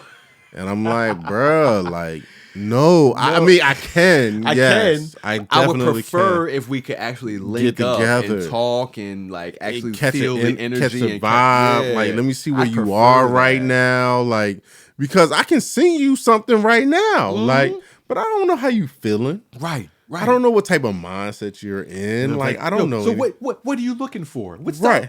How are you feeling? And now I'm trying to have these type of conversations via text or whatever the case may be. But no, like, come through, come sit down with me, and let's like really build. Like, the artists that I've been working with the most lately, it's been the ones who come here. Yeah. You know what I'm saying? Facts. Come here, come chop it up. And that first session might not even be. We might not even do anything. We might just chop it up for like 2 hours. 2 hours. Listen to some shit and just chop it up. Yup. But guess what? That's vital. That's important. That's super vital because I know I can send you something within the next week or two, and it might align with you. Yeah. It'll be where you are. See, that's my thing, right? I don't like that forcing shit. You know what I'm saying? Like, cats hit you up online and, you know, they want that name recognition of like, I got an Ohbliv beat. You know what I'm saying? So it's like, yo, send me a pack, Please. pack. And it's like, but where are you at though? Right. Like, where you at? Like, can we have like a real conversation? And like, some cats are up for a conversation and like talking on the phone. Some aren't. You know what I'm saying? Right. So it's like it gets in that weird gray area, so where I'm just like sending shit into space and like maybe something catches your ear. You know what I'm saying? But see, this is where I feel like having these types of discussions, and I feel like people being able to kind of hear us talk about how intimate the making beats is for us. You know what I'm saying? Yeah. They can really, I feel like, and I hope that they can hear it and be like, yo, like, I really need to tap in a bit more than just hitting them up and saying like, yo, send me a pack. Like, that send me a pack shit don't get me anywhere. Yeah, nothing, nowhere. Nowhere. Bro. Like, nowhere. Yo, like, we gotta have some type of hospitality. Like, we gotta have some type of like connection with this shit. Yo. Let's figure it out. There's so many people that have hit me up and like have fell through, and I'm talking about like major name fucking rappers that, yo, if I said the name, you'd be like, oh. But yo, if you come off on that type of tip, yo, as a man, you know what I'm saying? I can't vibe with that, yo. And because it's almost like they don't share the appreciation that you have for your art. And that's the least that we're expecting as like, you know, beat maker producers. That's you know what I'm saying? Like, please. Like, just like understand that this is an art form for me. And like let's have some dialogue about what do you need? Where are you in your life right now? Right. Like, you know what I'm saying? And people don't really want to have those types of conversations because I feel like the immature artists, and if you're an immature artist, this might hurt your feelings. I feel like the immature artists that may reach out to a producer and say, hey, send me a pack without having any type of context of who this person is, I feel like they are, like you said, clout chasing because they might have seen some shit that you did or heard some shit that you did, but they don't understand what it took for you to create that, right? They don't understand, like, if they were to listen to a Yellow Gold or if they were to listen to just a beat tape and understand, like you said, like, yo, boom, at a certain point you were going through grief and elation at the same time. And it's like, yeah, you might have heard that, but you don't understand what it took to make that. And that's why it's so hard for me to like let go of some shit sometimes. You know what I'm saying? That's what I'm saying. Yeah. That's what I'm saying. So I guess talk to that particular piece of like your connection to your music and So there's one thing that I like I kind of like reiterate with certain, you know, people like I'm not a beat factory. You know what I'm saying? Like I make a lot of beats. You know what I'm saying? I make a lot of shit, you know what I'm saying? But I'm not a beat factory, you know what I'm saying? So it's like, you can't come to me and be like, I need this, and this, and this, you know what I'm saying? And expect a nigga to just be like, oh, all right, here you go, you know what I'm saying? I'm not that guy, you know what I'm saying? Right. Like, it's important to tap in, you know what I'm saying? Like, it's important to respect the producer as artists themselves, you know what I'm saying? it's important for that. Like rappers really need to understand that like producers, beat makers are artists in their own right. You know what I'm saying? Yeah, so it's like, yo, approach them like that. You know what I'm saying? That I just need a pack shit, yo. I don't know. I'm not on the rapper side of things, so I don't know how far that gets them. You know what I'm saying? Right. But it would behoove. I would behoove like rappers, yo, to be like, yo, you just give a little bit more. Like let a producer know where you're at, what you look like, the little specific things. You know what I'm saying? To help us, so we can help fit your vision. You know what I'm saying? Because we have our own vision, but you know, as a producer, we facilitate. You know what I'm saying? So we have no problem helping you with your vision also. You know what I'm saying? You just have to communicate. You know what I'm saying? Exactly. So for me, like it's this weird like space that I'm in where it's like people respect me as an artist, but they still kind of like treat me as a beat factory, like yo, because they know like I release I release a lot of projects, so it's like, oh, you got a lot of beats, joints. You know what I'm saying? But at the same time, I would like to make have some shit that caters to you, right? You know what I'm saying? Right. So it's like, yo, just communicate more. You know what I'm saying? And if artists really understood how we view them, and in most cases we view them as an additional instrument, it behooves them, as you said, to just tap in. Yeah. Like tap in, and let me find the perfect piece. And I tell people all the time, I'm like, yo, I can sing you beats, right? I can sing you joints. I can sing you joints, bro. But guess what? I got a whole hard drive full of joints that if you sat down here in this chair, right here, and just allow me to go through my joints. Yo, guess what? It's so different when you have somebody sitting in the studio with you. Completely like different. Every rapper that wants to rock with me, please, yo, if you can, yo, try to make it to the studio. Please try to make it. I promise you, it will benefit you, and it will be in your best interest if you pull up to the studio, because you will hear some shit that you will never hear if I just sent a pack. Boom. You know what I'm saying? That's where it comes down to. I tell people all the time. It would benefit you so much, yo. You would hear so much shit that will fit whatever you're doing than me just sending a pack, yo. For real. Right. Like, I try to send packs. I try to be like, and predict. Right. You know what I'm saying? Where somebody at, you know what I'm saying? Right. But it doesn't beat like, yo, come and sit down and let's build. And we can chop it up. Watch an episode of Martin. Please. And let's fucking chop it up, laugh. And have a drink. Whatever the case may be, whatever. But let's have that moment so therefore we can be on the same page. Because you don't even understand like how much producers want that too. You know what I'm saying? Like, yo, we have no problem working with y'all, but when y'all come off on that like, just send me a pack shit, yo, it's like, send them some bullshit, send them some throwaways. That's it. That's it. Or let me go. This is what I've done, and I'm just telling you, this is what I've done in the past. I've gone through people's Instagram page, I've gone through people's Twitters, and just been like, yo, what are you talking about right now? What are you posting right now? What is happening with you in your life right now? Yeah. Just so therefore I can get some type of get some whatever type of, connection. Like, drive, and really it's just like a flick of the lighter. It's not even like the lighter isn't lighting. It ain't no fire. It's just like this is all I got. You know what I'm saying? Yeah. But it's like, and I try to make the best decision based on those. Right. You know what I'm saying? Like, I hope I caught light with that joint. I hope I caught fire with that joint. But I'm gonna tell you this, man. I send so many packs, yo, and just like trying to predict where somebody's at, and then it's just be like one joint, yo. Out of like, I'll send like maybe 10. Like I typically tend to send about 10 to 15, just to give people, just give people enough. Yeah, enough, right? Right, yeah, right. I don't want to do too much, right? You know but at the end of the day, when you think about 10 to 15 joints, I just sent you a whole damn beat tape. Yeah, exactly, right. And it's like they'll pick one.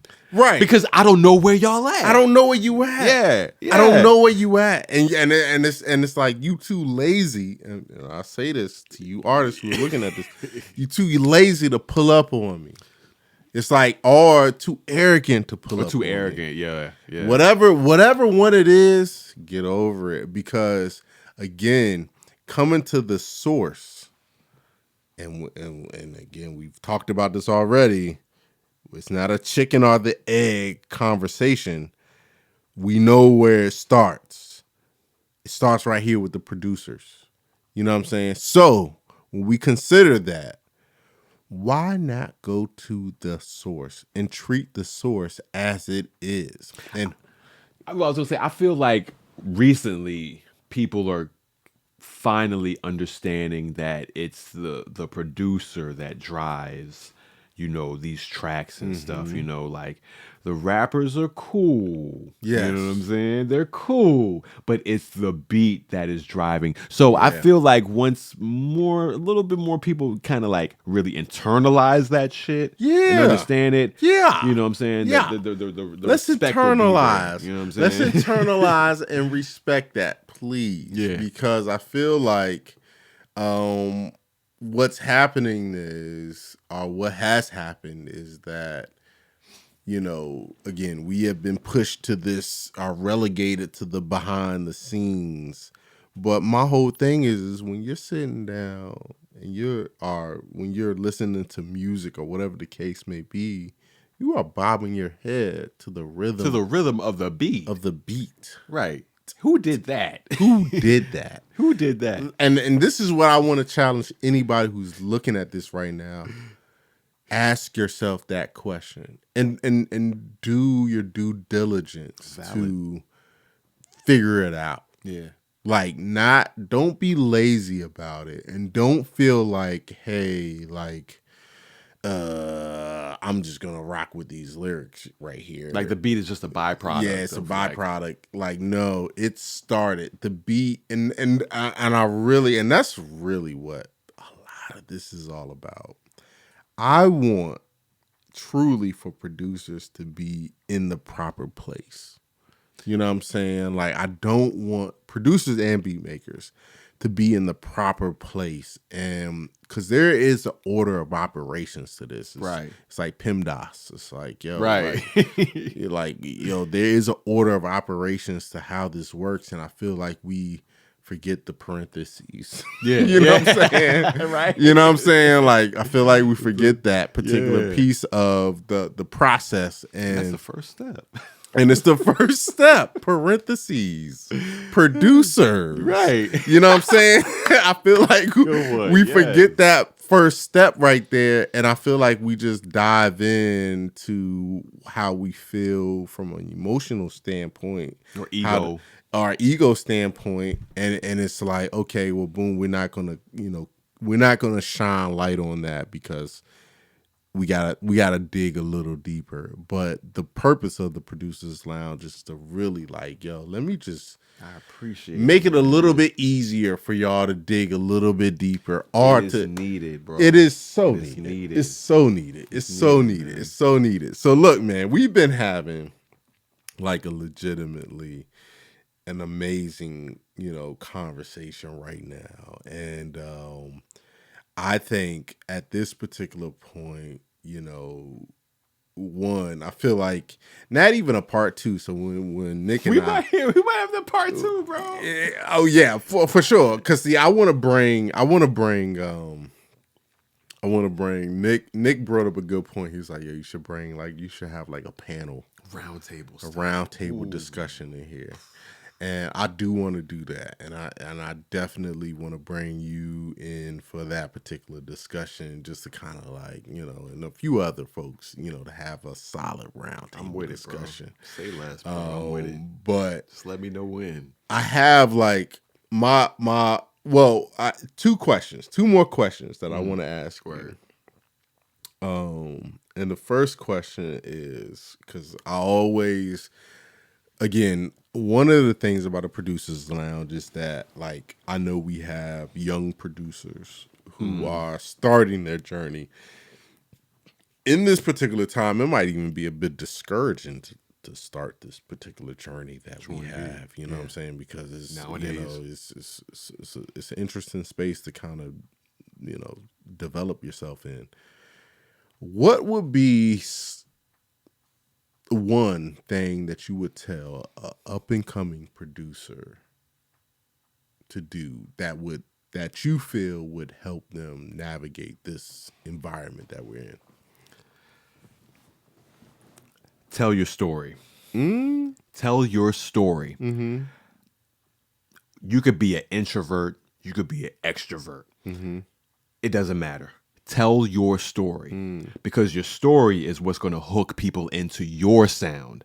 Now, when you are a budding producer, you have a couple of avenues you can go. You can go the like, I'm just gonna be a placement guy. You know what I'm saying? I'm just get placements. You know what I'm saying? I just want to be in the background, just get placements and all of that stuff. You know what I'm saying? Church. Or you could be like, I'm going to be a feature guy. You know what I'm saying? Okay. With both of those things, tell your story. Yes. Because your story is your sound. Yes. Okay. So when you start, or when you're getting you're trying to get traction or anything, tell people, or even through your beats, tell people like where you come from, your sound, why you're making these beats. What is the ethos of your sound? Like, what are you trying to represent with your music? You know what I'm saying? Like, I feel like that is super important. That's something that I excuse me, I tell people all the time. You like, tell your story. It's like, yo, you're making beats and stuff, but what's behind it? Right. What's behind it? You're just making tracks to make tracks. Right. You know what I'm saying? That's cool, but there's a million people making tracks. That's you know what I'm saying? The people that stand out are the people that have some type of hook or some type of thing to differentiate themselves from other people. You know what I'm saying? And that all comes down to their story, which is like their sound. Like, what makes you make this sound like this? You know what I'm saying? Why are you using these sounds? Right. You know what I'm saying? That type of shit. You know what I'm saying? Facts. So, like, I say, tell your story. You know what I'm saying? However way you can. Man. Whether it's literal, like literally telling your story, or like through your music. You know what I'm saying? I really wish that you would have. I wish I would have heard this. What, 30 years ago, 20 years ago? Goddamn. Nah, but for real, like, I think that is very like solid advice, because I feel like, one, you know, of course, like I told you earlier, like, you end up telling the stories of other people, right? Because, you know, one, you're trying to figure out how to get on, and you kind of hear these things, and it's like, instead of telling your story, you're like really trying to follow a path of somebody else. Right. You know what I'm saying? And I particularly have been a part of that. Like, you know, like, oh shit, like, yeah, okay, well, find an artist, you know, build that artist up, create a sound around that artist, boom. And throughout that whole process, there's nothing a part of that process that says tell your own story. When really, if you just fall back and just look at it from a 30,000 foot level, like, that's the easiest path to go. Bro, like, I mean, like I said, I came from theater and all this stuff, right? So, like, I feel like storytelling is so important because I learned about the importance of it. You know what I'm saying? Like, it's so important to tell your story, because who else is going to tell it? How else are people going to know that you exist? Exactly. If you don't tell your story in your purest form, right? You don't tell your stories. Right. It's like, yo, you can lurk in the shadows and all of that stuff, and that's cool, yo. But tell your story, please. Please. That's it. We need more of that. We need more examples of people of whatever background, diverse background. We need more people telling their story and experiences, you know what I'm saying? Because we just want to motivate more people so this shit can grow. Exactly. And I feel like, you know, unfortunately, I feel like a lot of producers fall into, I mean, a similar trap. I'm not going to call it a trap, because even still, going that particular route, I created a name but art created a space for me. But it's not necessarily the space that speaks for me or speaks to me. You know what I'm saying? Yeah. It created a space. It's like, yo, people know, like, oh shit, Name Brand can make beats. You know what I'm saying? And he can create a whole album around you. Cool, yeah. But it's like when it comes to, hey, who is he? Why should we care about this? Why should we care about him? Right. That's what it comes down to. It's like, why should we care about this music that he, yeah. And it's like, I haven't made a strong case for that. And I feel like hindsight 2020, what I would, same thing, piggyback on that is like, yo, tell your story. Because at the end of the day, when it comes down, and this is what I admire about you so much, is that you have told your story so well. To where you stand alone. And one of the things I learned about working with Nick and Stretch Marks, one of the things that I learned was that, hey,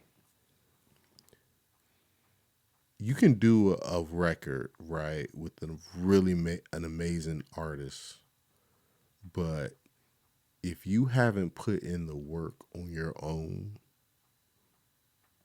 as a producer, it's only gonna go but so far. You know what I'm saying? Yeah. And this is why I love Nick, and this is why I love Stretch Marks and that project that we did, was because I had a mentality of, oh, I'm producing for an artist. I'm producing a sound for an artist. Yeah. And instead, I should have been, prior to even doing that particular piece of art with Nick, I should have been telling my own story. So therefore, when I collided with Nick, it's like two stories coming together, right? And it's like a movie, right? You know what I'm saying? Yeah. To where it's like, oh shit. Like, how they talk about comic books and, this universe. It's like, oh, shit. Like, these two comets impacted each other in the universe. Lobo and Superman coming together. You know what I'm saying? Crazy. Like, oh, shit, that's crazy. But what I realized through that was that I never had created a story for myself. And so therefore, when it comes to putting out a project like that, while it means so much to me, because it's like, shit, I'm making a project for somebody who I'm truly a fan of. Not, I mean, yes, that's my brother, but it's like, yo, I'm a fan of you. It's like it never had the impact that I felt like it should have, because I didn't have my own story associated with that. So that was like one of those pivotal moments in my, production journey, to where it was like, okay, you have to tell your own story. And I think after that, that's when I started doing, beat tapes, because it's like, yo, bro, like, yeah, you need to do your own work first. Tell your own story first, prior to, feeling like, oh, doing a project with this XYZ is going to, put you in a particular space. You know what I'm saying? So that, again, up and coming producers, listen to that, because tell your own story. It's important, bro. And the idea, especially in this day and time, the idea of feeling like, yo, I have to create a sound around an artist in order for myself to be heard. You don't have to do that. You don't have to. Right. You don't have to do that. Right. That's it could be. It could literally just be like, yo, this is just like a collision of two minds. Yes. Coming together, and then we see what happens. Because you have created your own. And they have their own. Be like, yo, let's see what happens when they come together. Boom. Yeah. And then you have a Yellow Gold 1, Yellow Gold 2, and it's beautiful, right?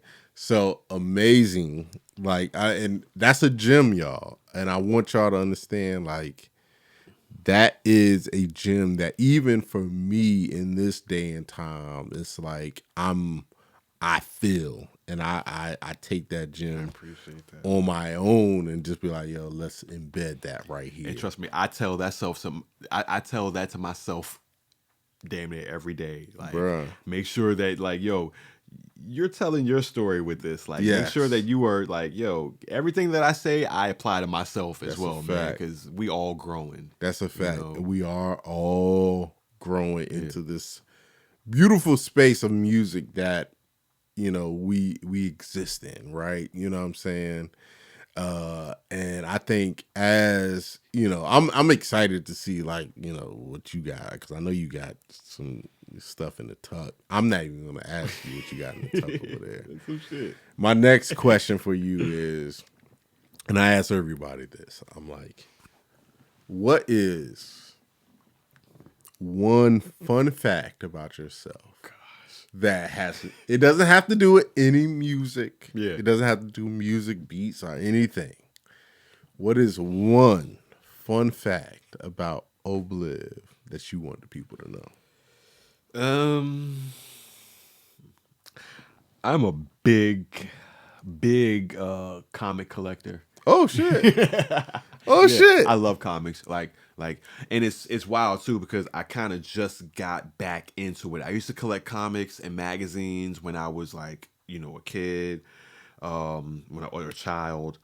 And then when I moved out of my parents' house in college and stuff, I kind of discarded all of that stuff. You know what I'm saying? Like, my dad called me up talking about, yo, you got all these magazines and comics. What you want me to do with them? Right. And I was like, hey, you can get rid of them. You know what I'm saying? So literally, like, maybe about 2-3 years ago, I got the bug again. Mm-hmm. You know what I'm saying? So I just started buying mad comics back again.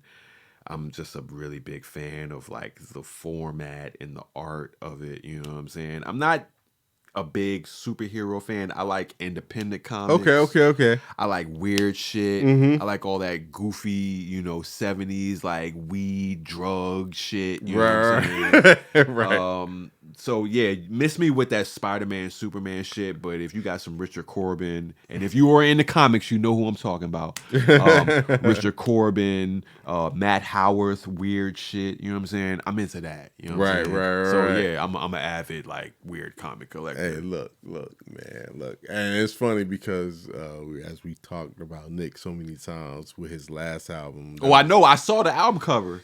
Straight up, nothing but a comic. Yeah, book. I said, yo, that's like, yo, straight up like some Lobo shit. Yo. And comic collectors know what I'm talking about with the Lobo shit. So yeah, yo, I definitely appreciated that. Yeah, man, that's super dope. So look, man, I want to say thank you, bro. Bro. This has been one of those interviews that has completely delivered on exactly what I wanted people to have and experience, because I feel like, you know, one, it's one of those things to where, you know, as producers, you know, and as music listeners, we hear and we only engage with what we hear. You know what I'm saying? Like. Yeah.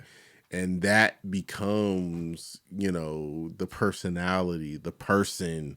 And I think that, you know, this interview and podcast has really allowed people to kind of get a little bit more behind the scenes of who you are as a human. I hope so, man. Because I think, we shared a lot and spoke a lot just about, you know, in general, what's going on with you and how your process is. And I think, I feel like if y'all want a beat from Ohbliv, he gave y'all, again, the blueprint on how to get it.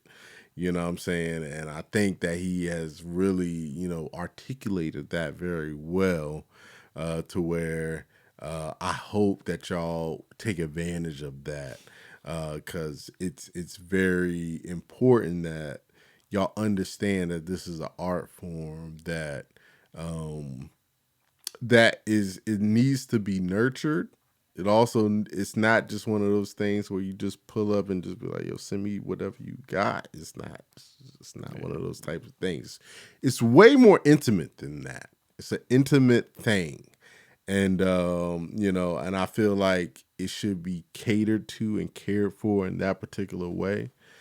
And I guess just to end it all, bro, thank you. Oh, man. Thank you, bro. Thank you for inviting me, man. Absolutely, bro. I had a blast. I had a blast. This has been like fantastic, a great conversation. We got to do this again more often. Definitely. Cameras on, cameras off, whatever. Mics on, mics off, whatever. Definitely. Like we definitely need to do this more often and just kind of collaborate together, just mentally, mind wise, and just just vibe, just with one another on the places where we connect, and even on the places where we can find connection. You know what I'm saying? Yeah, because that's what it's about. That's what it's all about. Finding connection. That's what it's all about. I'm with it, bro. My whole thing, bro, I just want to say thank you. Bro, thank this you. This has been a pure, true honor for me. And I'm sure the folks out there really appreciate it, bro. So thank you again, man. Hey, man. Hey, let the people know how they can get in contact with you, what the socials and all that good stuff. I mean, everything is Ohbliv. Ohbliv. Ohbliv. There we go. You know what I'm saying? So that's like the Twitter, Instagram, TikTok, Facebook groups, whatever, Facebook artists, whatever. Ohbliv. You know what I'm saying? So, yeah. And if you got a real inquiry, ohbliv@gmail.com. You know what I'm saying? So, if you got a real inquiry and want to do some work, hit that up. So, get at them. Yeah, just Ohbliv. Get at them, bro. Yo, thank you, man, for giving me the platform to talk my shit. Hey, for you know sure. What I'm saying? For sure.